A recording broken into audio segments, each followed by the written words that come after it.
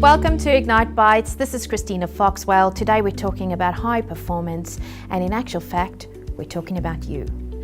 We as human beings are the key element of high performance, and often our greatest challenge is to grow and develop into high performance, not for anyone else in actual fact, but for ourselves. I'm going to introduce a model called the Johari window to you, and this model should be known by all, but we've relabeled it as the 4 windows of growth and the 5th element of trust. So let's start, shall we? Window number 1 is our open window, and in that window we're comfortable to allow someone to see who we are, and it's what we project and show them. And this is us every day, probably in a good space. I'm going to go into our hidden window. Ooh, this one's a little bit more scary because in this window I harbour my vulnerabilities. Those vulnerabilities though will have an outcome. How many of you have sometimes had a challenge and someone's had to give you feedback? How about I introduce the 3rd window to you? This is the blind spot.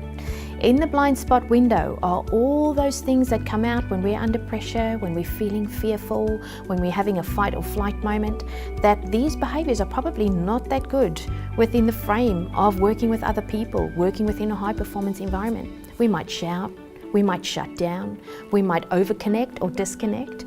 I'm not sure how that manifests for you, but if it's not enabling you to be open and to grow, it sits within your blind spot, and that's where leaders give you feedback. The 4th window I'm not going to talk about right now because I'm first going to step out and say let's talk about the 5th element, which is the circle of trust. When we talk about the circle of trust, this is really important because I can't hear the feedback you give me about my blind spots if I don't trust you. And I want to say that this is so important. Leaders, if you're listening to this Ignite Bite today, I want to challenge you. This is the importance of building trust with your people.